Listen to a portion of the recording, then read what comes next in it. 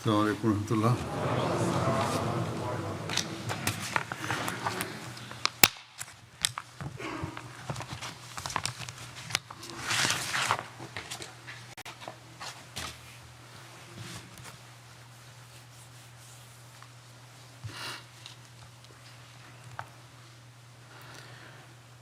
أشهد أن لا إله إلا الله وحده لا شريك له وأشهد أن محمدا عبده ورسوله أما بعد فأعوذ بالله من الشيطان الرجيم بسم الله الرحمن الرحيم الحمد لله رب العالمين الرحمن الرحيم مالك يوم الدين إياك نعبد وإياك نستعين اهدنا الصراط المستقيم صراط الذين أنعمت عليهم غير المغضوب عليهم ولا الضالين. اللہ تعالیٰ آج ہم عید منا رہے ہیں. اللہ تعالیٰ نے ہمیں یہ موقع عطا فرمایا کہ ہم اپنی زندگی میں ایک اور عید دیکھیں. عید کی حقیقی خوشی تو ہمیں اس وقت پہنچ سکتی ہے جب ہم اللہ تعالیٰ کی رضا کی راہوں پر چلتے ہوئے اس کے انعاموں سے فیض پانے والے ہوں. رمضان کے دوران سینکڑوں لوگوں نے یہ بات مجھے لکھی کہ ہم رمضان سے حقیقی فیض پانے والے ہوں اور رمضان میں وہ عمل کریں جن سے اللہ تعالیٰ ہم سے راضی ہو جائے. اس کے لیے ہر احمدی نے اپنی اپنی بساط کے مطابق کوشش بھی کی ہوگی. اللہ تعالیٰ ان کی کوششیں قبول بھی فرمائے اور اسے پھل بھی لگیں. اچھا پھلدار درخت تو وہی ہوتا ہے جسے مستقل پھل لگتے رہیں، نہ کہ ایک سال پھل لگے اور تھوڑے عرصے کے لیے پھل لگے اور پھر ختم ہو جائے. بس ہمیں اپنے رمضان کو وہ پھلدار درخت بنانے کی ضرورت ہے جو مستقل پھل دینے والا ہو، اور تبھی ہماری حقیقی عید ہو سکتی ہے. اللہ تعالیٰ تو ہم پر اتنا مہربان ہے کہ ہمیں اپنی رضا کے حصول کے لیے مختلف مواقع فراہم کرتا رہتا ہے، اور رمضان کا مہینہ ان میں سے ایک ہے جس میں اللہ تعالیٰ کی رحمت کا عشرہ بھی ہے، پھر مغفرت کا عشرہ ہے، پھر آگ سے بچنے کا عشرہ ہے. بس اللہ تعالیٰ تو ایسے انعامات دینے والا ہے جس سے ہم اپنی دنیا و آخرت سنوار سکیں. لیکن اگر ہم اس سے فیض نہ اٹھائیں تو یہ ہماری کمزوری ہے. بس آج ہمیں یہ عہد کرنا چاہیے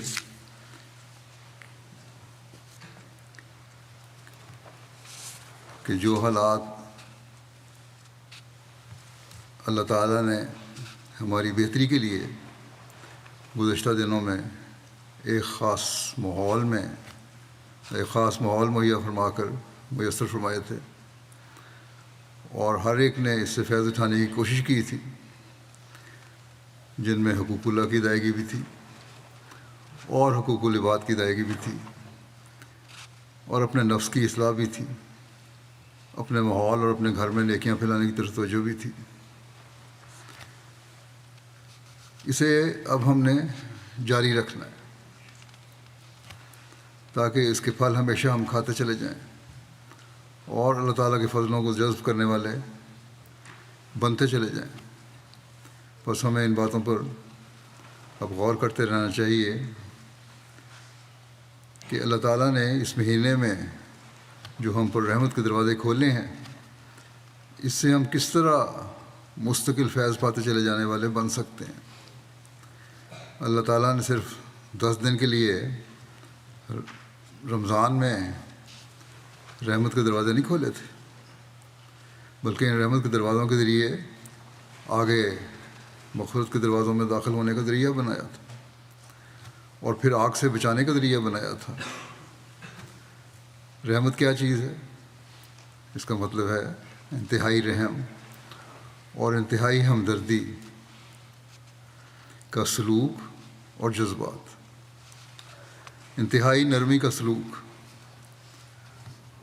بہت زیادہ مدد اور فائدہ پہنچانا، یہ ہے رحمت۔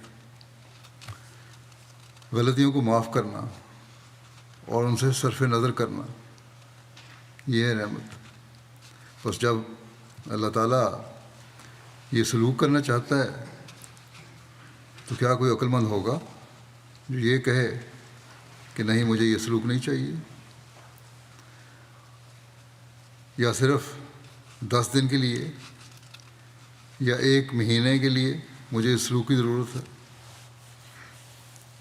بلکہ انسان تو کوشش کرے گا کہ یہ سلوک مستقل مجھ سے ہو، اور جب یہ خواہش ہے کہ مستقل یہ سلوک مجھ سے ہو تو پھر اس کے مطابق اپنی زندگیوں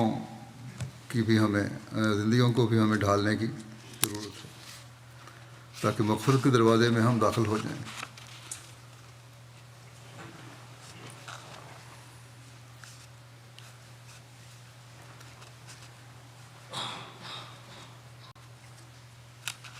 اللہ تعالیٰ ہمارے گناہوں کو ڈھانپ لے، ہمیں بخش دے، ہمیں اپنی حفاظت کے حصار میں لے کر گناہوں کی سزا سے بھی محفوظ کرے۔ وہ تبھی ہو سکتا ہے جب ہم آئندہ اللہ تعالیٰ کے حکموں پر عمل کرتے ہوئے گناہوں سے بچنے کی مستقل کوشش کرتے رہیں، نیکیاں بجا لانے کی مستقل کوشش کرتے رہیں، ایک دوسرے کے حق ادا کرنے کی مستقل کوشش کرتے رہیں۔ حقوق کی ادائیگی نہ کرنا بھی گناہوں میں شامل ہے۔ بس باریکی سے ہمیں اپنے جائزے لینے چاہیے، اور پھر جب یہ ہو تو پھر انسان آگ سے بچتا ہے، دنیا کی آگ سے بھی اور آخرت کی آگ سے بھی۔ ہر اس کام سے ہمیں پرہیز کرنا ہوگا جو شیطانی فعل ہے۔ شیطان ہی ہے جو ہمیں دنیا و آخرت کی آگ میں دھکیلتا ہے، اور اس سے بچنے کے لیے ہمیں جہاں اللہ تعالیٰ کی پناہ میں آنے کے لیے بہت زیادہ استغفار کرنی چاہیے، وہاں اپنے اعمال بھی اس طریق پر بجا لانے چاہیے جن کا اللہ تعالیٰ نے ہمیں حکم دیا۔ ہمیں اپنے ایمان کو بھی مضبوط کرنا ہوگا اور اپنے عمل کا بھی جائزہ لینا ہوگا، اور ایک مومن کے لیے یہی سب سے بڑا کام ہے کہ وہ اپنے ایمان میں روز بروز ترقی کرتا رہے اور اسے مضبوط سے مضبوط تر کرتا رہے، اور اسی طرح نیکیاں بجا لا کر اپنے اعمال کو سجاتا رہے تاکہ اللہ تعالیٰ کے فضلوں کا وارث بنتا رہے۔ آج کل جو دنیا کے حالات ہیں، اس پر تو ہمیں خاص طور پر اللہ تعالیٰ کے حکموں پر چلتے ہوئے اس سے قرب کے تعلق میں بڑھنے کے لیے ہر ممکن کوشش کرنی چاہیے۔ وہی ہر طرح کی آگ نے دنیا کو گھیرا ہوا ہے، ایسے میں آگ سے نکلنے کے لیے خدائے ذوالعجائب سے پیار کی بہت ضرورت ہے۔ یہی ہمیں زمانے کے امام کی نصیحت ہے۔ یہی آپ نے ہمیں فرمایا ہے. بس ایک احمدی کو اس طرح بہت توجہ کی ضرورت ہے. عید میں صرف عید کی خوشیوں میں ہی مصروف نہ ہو جائیں، بلکہ آج بھی ذکر الہی اور استغفار کی طرف بہت توجہ کریں. آج اگر ہم یہاں عید منا رہے ہیں تو ایسے لوگ بھی ہیں جن پر شیطانوں نے زمین تنگ کی ہوئی ہے، جن کو رہنے کو چھت تو کیا، کھانے کو روٹی بھی میسر نہیں ہے. بس ایسے میں جہاں اپنے لیے استغفار کریں اور اللہ تعالیٰ کے شکر گزار بنیں، وہاں ان محروموں کو بھی دعاؤں میں یاد رکھیں. اللہ تعالیٰ ان کے لیے بھی آسانیاں پیدا کرے اور انہیں بھی اس آگ سے نکالے. اللہ تعالیٰ انسانیت پر رحم فرمائے. اسی طرح آج کی نیکیوں میں یہ بہت بڑی نیکی ہے کہ ان کے لیے چیریٹی اداروں کو مالی مدد بھی دیں. ان کے لیے بھی پیٹ بھر کر روٹی کھانے سے عید کا ماحول پیدا کریں. صرف یہی نہیں کہ جو فلسطین یا سوڈان میں جنگ میں تکلیف دہ ماحول میں ہیں ان کی تکلیف دور کی جائے، بلکہ عمومی طور پر دنیا میں جو بھی بھوک کی تکلیف ہے، اور بڑی طاقتیں صرف اس وقت مدد دیتی ہیں جب ان کو وہ رب ماننے کا اقرار کریں، یہ اقرار کریں کہ ہمیں یہی لوگ پال رہے ہیں. ان کے لیے بھی ہمیں ہمدردی کا جذبہ رکھتے ہوئے، رحم کے جذبات رکھتے ہوئے مدد کی کوشش کرنی چاہیے. پھر جو ان کے چہروں پر خوشی دیکھ کر دل کو تسکین ہوتی ہے، وہی عید کی حقیقی خوشی ہے. بس اس طرف ہمیں خاص طور پہ توجہ دینی چاہیے. خلیفۃ المسیح اول رضی اللہ عنہ نے ایک موقع پر رب العالمین اور تقویٰ کو بیان فرماتے ہوئے بڑی خوبصورت وضاحت بیان فرمائی. فرمایا کہ جس طرح اللہ تعالیٰ اپنی مخلوق پر رحم کرتا اور شفقت اور پیار کی نگاہ سے دیکھتا ہے، تم بھی اس کی مخلوق کے ساتھ سچی محبت اور حقیقی شفقت کرو اور رحم اور ہمدردی کے ساتھ ایک دوسرے سے برتاؤ کرو. اللہ تعالیٰ کی صفت ہے کہ بدکار اور غافل بھی اس کی ربوبیت سے فیض پاتے ہیں اور حصہ لیتے ہیں. بس تم بھی خدا کی مخلوق کے ساتھ مہربانی، نیکی اور سلوک کرنے میں مسلم غیر مسلم کی قید اٹھا دو اور تمام بنی نوع انسان سے جہاں تک ممکن ہو احسان کرو. خدا رب العالمین ہے، یہ بھی رحیم للعالمین ہو جائے، یعنی بندہ بھی انسان بھی. بس فرمایا کہ یہ تقویٰ ہے. بس اللہ تعالیٰ کی حقیقی بندے کو اسی وقت خوشی پہنچتی ہے جب وہ اللہ تعالیٰ کی صفات کا پرتو بنے اور پھر اللہ تعالیٰ کا قرب حاصل کرے. اور انسانیت کی خدمت اور اس سے ہمدردی بھی اس کا ایک بہت بڑا ذریعہ ہے. اللہ تعالیٰ نے رمضان کے شروع میں ہی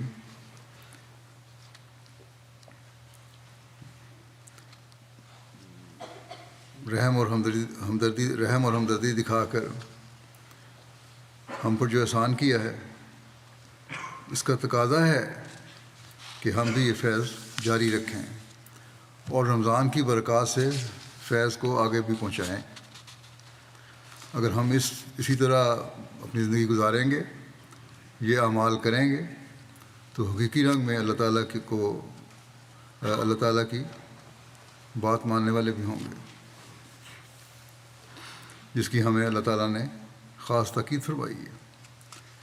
ہمیں ہمیشہ یہ بات سامنے رکھنی چاہیے کہ اللہ تعالیٰ ہماری ہر حرکت و سکون کو دیکھ رہا ہے. اگر ہم اللہ تعالیٰ کے حکموں پر چلتے ہوئے حقوق اللہ کے ساتھ حقوق الادا ادا نہیں کریں گے تو اللہ تعالیٰ کے حکم سے دور جا رہے ہوں گے،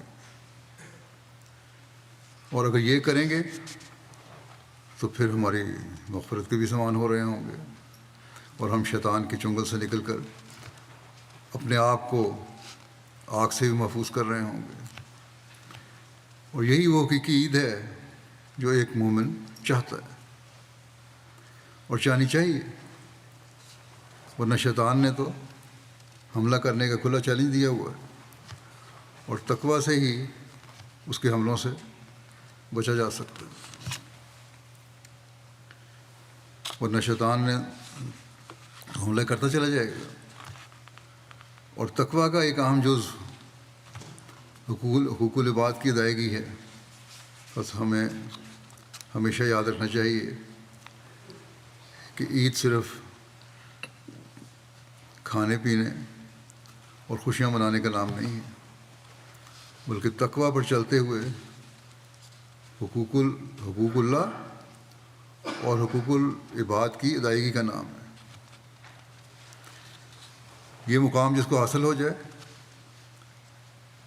اور جو اس کے لیے اپنی پوری کوشش کرے، وہی حقیقی عید سے فیض پا سکتا ہے۔ وہ عید جو اللہ تعالیٰ کے فضلوں کا وارث بنانے والی عید ہے، وہ عید جو دنیا و عاقبت سنوارنے والی عید ہے۔ اللہ تعالیٰ قرآن کریم میں ایک جگہ فرماتا ہے کہ وَأَمَّا مَنْ آمَنَ وَعَمِلَ صَالِحًا فَلَهُ جَزَاءً الْحُسْنَىٰ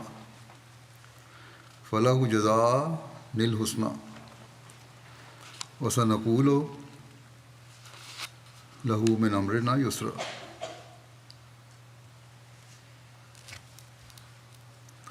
اور جو بھی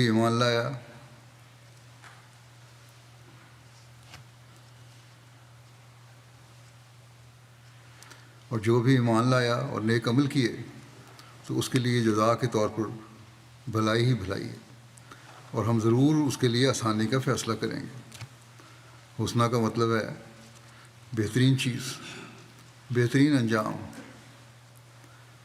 جنت اور کامیابی۔ بس یہ خوبصورت انعامات ہیں جس کو مل جائیں، اس کی اس سے بڑھ کر اور کیا عید ہو سکتی ہے، جس کے لیے اللہ تعالیٰ آسانی کا فیصلہ کر دے، اسے اور کیا چاہیے۔ لیکن ایمان میں مضبوطی اور نیک اعمال اللہ تعالیٰ نے شرط رکھی ہے، اور یہ معمولی ایمان نہیں بلکہ ایسا مضبوط ایمان ہے جسے کوئی چیز ہلا نہ سکے۔ یہ یقین ہو کہ اللہ تعالیٰ میرے ہر فعل اور عمل کو دیکھ رہا ہے۔ جب یہ یقین ہو کہ اللہ تعالیٰ میرے ہر عمل اور فعل کو دیکھ رہا ہے، میرے ہر قول کو سن رہا ہے، تو پھر انسان دونوں قسم کے حقوق اللہ تعالیٰ کی رضا کے لیے ادا کرتا ہے۔ اس میں کوئی دکھاوا ہو ہی نہیں سکتا، اور جب اللہ تعالیٰ کے لیے ہر فعل ہو جائے تو پھر ایسے شخص کی دعائیں بھی قبول ہوتی ہیں اور خدا تعالیٰ کا قرب بھی ملتا ہے۔ بس آج ہمیں یہ مقام حاصل کرنے کا عہد اور دعا کرنی چاہیے، تاکہ ہم حقیقی نیکیاں حاصل کر کے اللہ تعالیٰ کا قرب پا کر حقیقی عید منا سکیں۔ اس بات کو بیان کرتے ہوئے کہ حقیقی نیکی کے واسطے خدا کے وجود پر ایمان لانا ضروری ہے، حضرت اقدس مسیح علیہ السلام فرماتے ہیں کہ حقیقی نیکی کے واسطے یہ ضروری ہے کہ خدا کے وجود پر ایمان ہو، کیونکہ مجازی حکام کو یہ معلوم نہیں کہ کوئی گھر کے اندر کیا کرتا ہے اور پس پردہ کسی کا کیا فعل ہے۔ اندر جو چھپ کے کام کر رہے ہیں اس کا تو کسی کو نہیں پتہ لگتا، اور اگرچہ کوئی زبان سے نیکی کا اقرار کرے مگر اپنے دل کے اندر وہ جو کچھ رکھتا ہے اس کے لیے اس کو ہمارے مواخذہ کا خوف نہیں۔ اور دنیا کی حکومتوں میں سے کوئی ایسی نہیں جس کا خوف انسان کو رات میں اور دن میں، اندھیرے میں اور اجالے میں، خلوت میں اور جلوت میں، ویرانے میں اور آبادی میں، گھر میں اور بازار میں ہر حالت میں یکساں ہو. کوئی دنیا کی حکومت ایسی نہیں جو ہر چیز کو جانتی ہو، لیکن خدا جانتا ہے. بس درستی اخلاق کے واسطے ایسی ہستی پر ایمان کا ہونا ضروری ہے جو ہر حال اور ہر وقت میں اس کی نگران اور اس کے اعمال اور افعال اور اس کے سینے کے بھیدوں کو شاہد ہے. اعمال کو درست کرنا ہے تو یہ بڑی ضروری بات ہے کہ یہ ایمان ہو کہ اللہ تعالیٰ ہی ہے وہ ہستی جو ہمیں ہر وقت ظاہر میں بھی، باہر میں بھی، چھپے ہوئے بھی، اندر بھی، گھر کے باہر بھی، بازار میں بھی، ہر جگہ دیکھ رہا ہے اور ہمارے ہر عمل پر اس کی نظر ہے.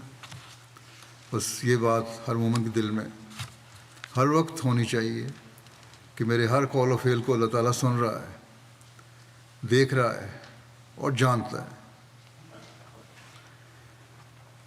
اور کوئی چیز اس سے چھپی ہوئی نہیں ہے. یہ حالت جب پیدا ہو جائے تو پھر انسان شیطان کے چنگل سے مکمل نجات پاتا ہے اور اللہ تعالیٰ کی پناہ میں آتا ہے.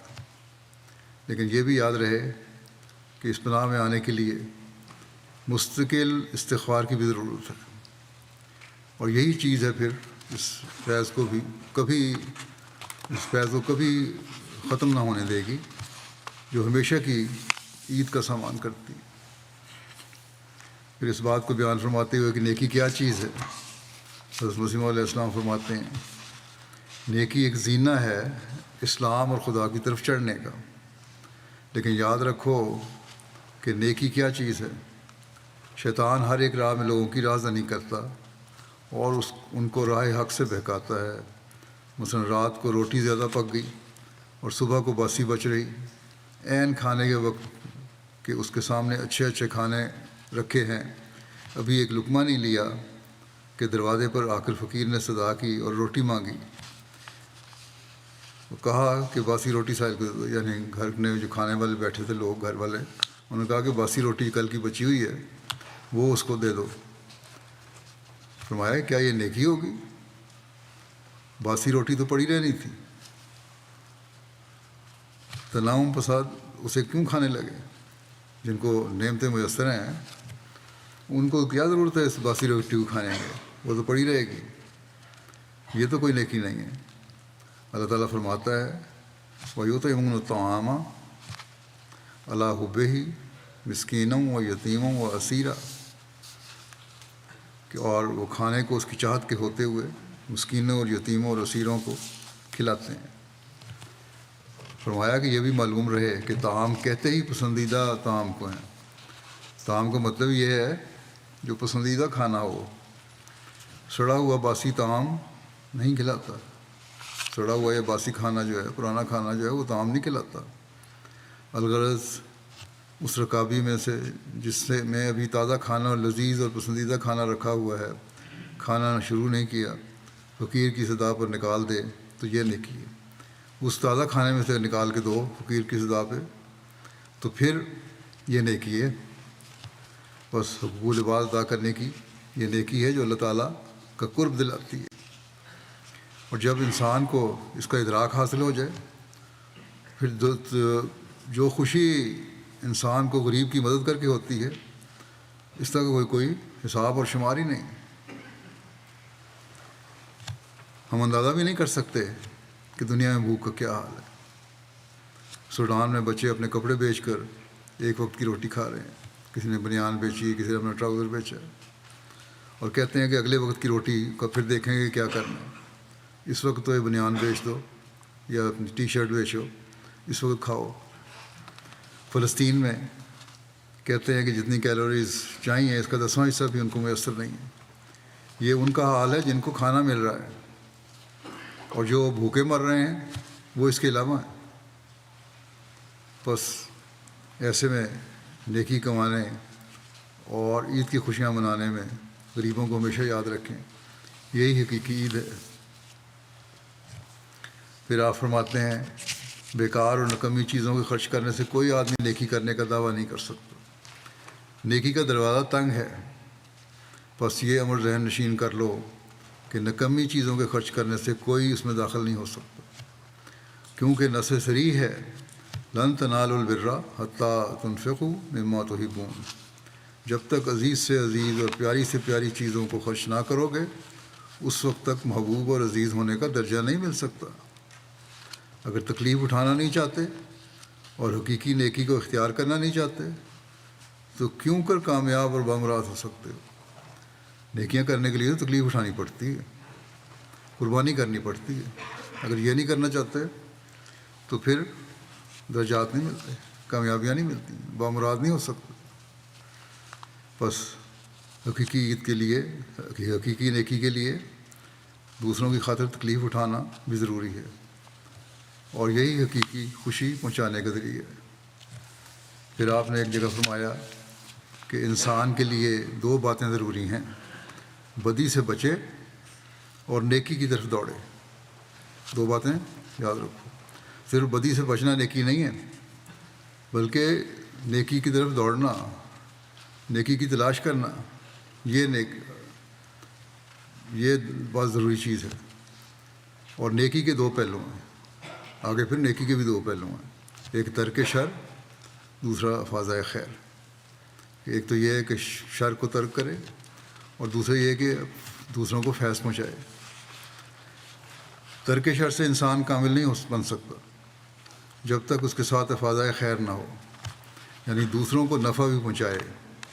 اس سے پتہ لگتا ہے کہ کس قدر تبدیلی کی ہے، اور یہ مدارج تب حاصل ہوتے ہیں کہ خدا تعالیٰ کی صفات پر ایمان ہو اور ان کا علم ہو۔ جب تک یہ بات نہ ہو انسان بدیوں سے بھی بچ نہیں سکتا۔ دوسروں کو نفع پہنچانا تو بڑی بات ہے، بادشاہوں کے روب اور تعزیرات ہند سے بھی تو ایک حد تک ڈرتے ہیں لوگ، اور بہت سے لوگ ہیں جو قانون کی خلاف ورزی نہیں کرتے، پھر کیوں احکم الحاکمین کے قوانین کی خلاف ورزی میں دلیری پیدا ہوتی ہے؟ دنیاوی قانون سے ڈرتے ہیں لیکن اللہ تعالیٰ کے قانون سے نہیں ڈرتے اور خلاف ورزی کرتے۔ کیا اس کی کوئی اور وجہ ہے بجز اس کے کہ اس پر ایمان نہیں ہے؟ اللہ تعالیٰ پہ ایمان کمزور ہے۔ یہی ایک باعث ہے جو غلط کاموں کی طرف کرنے کی طرف ترغیب دلاتا ہے انسان کو۔ بس ایمان لانے والوں کی خصوصیت ہے کہ دوسروں کو نفع پہنچائیں، اور یہی چیز ہے جو نیک اعمال کے زمرے میں آتی ہے، جس پر اللہ تعالیٰ انعامات فرماتا ہے۔ پھر آپ نے فرمایا انسان جس قدر نیکیاں کرتا ہے اس کے دو حصے ہوتے ہیں، ایک فرائض، دوسرے نوافل۔ فرائض یعنی جو انسان پر فرض کیا گیا ہو، جیسے قرضے کا اتارنا، قرض کسی سے لیا ہے تو قرض اتارنا فرض ہے، خاص طور پہ اس بات کو یاد رکھنا چاہیے ہمیشہ۔ یا نیکی کے مقابلے پہ نیکی، یہ بھی فرائض میں شامل ہے۔ اگر کوئی نیکی کرے تمہارے سے تو تم اس کے مقابلے پہ اس سے نیکی کرو۔ یہ نہیں ہے کوئی احسان کیا ہے نیکی کر کے، بلکہ نیکی کرنے والے کا ساتھ نیکی کرنا یہ تمہارا فرض ہے۔ ان فرائض کے علاوہ ہر نیکی کے ساتھ نوافل ہوتے ہیں، یعنی ایسی نیکی جو اس کے حق سے فاضل ہو، جو زائد ہو، جیسے احسان کے مقابلے احسان کے علاوہ اور احسان کرنا۔ کسی نے احسان کیا تو اس احسان کا بدلہ بھی تو اتارو اور بڑھ کے اتارو، یہ نوافل ہیں۔ یہ بطور مکملات اور متممات کے فرائض کے ہیں، اسی سے ذریعے سے نیکی مکمل ہوتی ہے، فرائض مکمل ہوتے ہیں اور اعلیٰ درجے کے ہوتے ہیں۔ یہی چیز ایمان کے اضافے کا باعث بنتی ہے، اور اس ذریعے سے پھر یہ اللہ تعالیٰ کا قرب دلانے کا ذریعہ بنتی ہے۔ اور جب یہ ملے تو پھر وہی بات کہ حقیقی عید بن جاتی ہے۔ اس بارے میں بیان کرنا بھی ضروری ہے کہ بعض لوگ باہر تو بڑے اچھے اخلاق دکھاتے ہیں، غریبوں پر اور جماعت پر خرچ بھی کر لیتے ہیں، لیکن گھروں میں ان کے فساد بھی ہو رہا ہوتا ہے۔ ان کی سختیوں کی وجہ سے ایسے لوگوں کو بھی یاد رکھنا چاہیے، فساد ہو رہا ہوتا ہے ان کی سختیوں کی وجہ سے۔ ایسے لوگوں کو یاد رکھنا چاہیے کہ یہ بات ان کے اچھے اعمال کو ضائع کر دیتی ہے۔ اس لیے بیوی اور اس کے رشتہ داروں کا خیال رکھنا، اپنے رحمی رشتہ داروں کا خیال رکھنا، اپنے دوستوں کا خیال رکھنا، اپنے ہمسایوں کا خیال رکھنا، یہ بہت ضروری ہے۔ اس بارے میں اللہ تعالیٰ اور اس کے رسول صلی اللہ علیہ وسلم نے خاص طور پر نصیحت فرمائی. بس جیسا کہ ابھی میں نے کہا تھا کہ اللہ تعالیٰ کی دلوں پر بھی نظر ہے. انسان کو اپنے اس لحاظ سے بھی جائزے لیتے رہنا چاہیے. یہ نیک اعمال بجا لائیں گے تو رمضان سے حقیقی فیض اٹھاتے ہوئے عید کی حقیقی خوشیاں حاصل کرنے والے ہوں گے. اللہ تعالیٰ ہمیں توفیق دے کہ ہم اپنے ایمان میں مضبوط ہوں اور وہ اعمال حسنہ ہم سے سرزد ہوں اور ہمیشہ ہوتے چلے جائیں جو اللہ تعالیٰ کے فضل اور اس کے قرب کو کھینچنے والے ہوں، اور اللہ تعالیٰ کے رحم کی نظر ہمیشہ ہم پر پڑتی رہے. ہم ہمیشہ اس کی بخشش کی چادر میں لپٹے رہیں اور ہم ہمیشہ شیطان اور اس کی بھڑکائی ہوئی آگ سے محفوظ رہیں.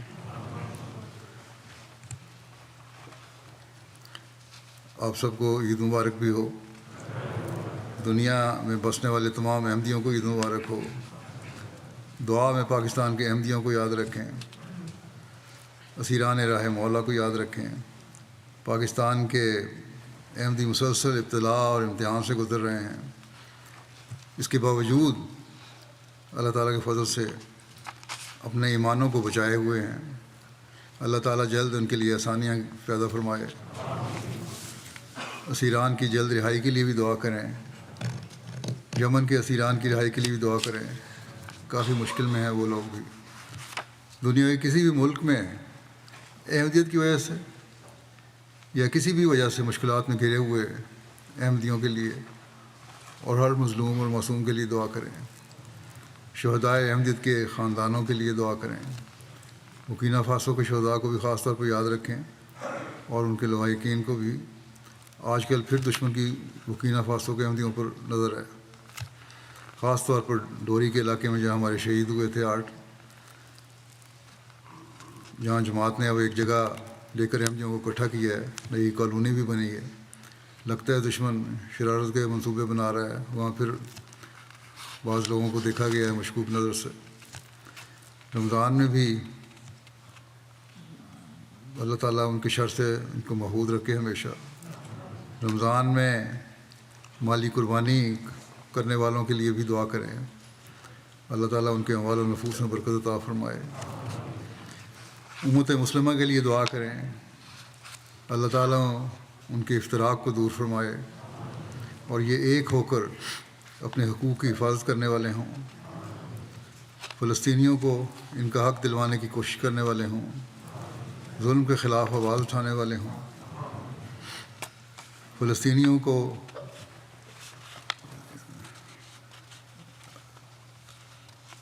اور انصاف اور عدل قائم کرنے والے ہوں. ایسے رہنما ملیں جو مفاد پرست نہ ہوں. مسلم دنیا کو بھی جو مفاد پرست نہ ہوں بلکہ عوام کے لیے صاف دل ہو کر خدمت کرنے والے، ان کو فائدہ پہنچانے والے ہوں. اللہ تعالیٰ ان کو زمانے کے امام کو ماننے کی بھی توفیق عطا فرمائے تاکہ حقیقی عید منانے والے ہوں. اللہ تعالیٰ ہم سب کو عید کی حقیقی خوشیاں نصیب کرے. دنیا کے ظالم حکمرانوں کا اللہ تعالیٰ جلد خاتمہ کرے. یہ بڑی طاقتیں جو اپنے زوم میں انصاف کے نام پر ظلم کیے جا رہی ہیں، اللہ تعالیٰ جلد ان کے لیڈروں کو بھی پکڑ کے سامان کرے اور انصاف پسند رہنما دنیا کو ملیں.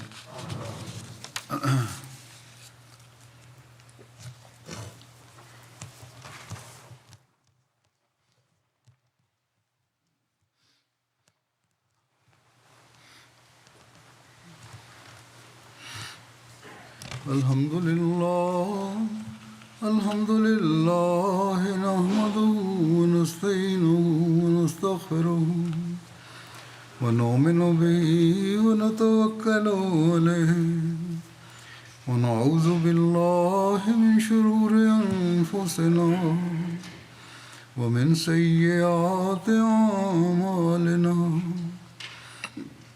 من يهده الله فلا مضل له ومن يضلل فلا هادي له ونشهد أن لا إله إلا الله ونشهد أن محمدا عبده ورسوله.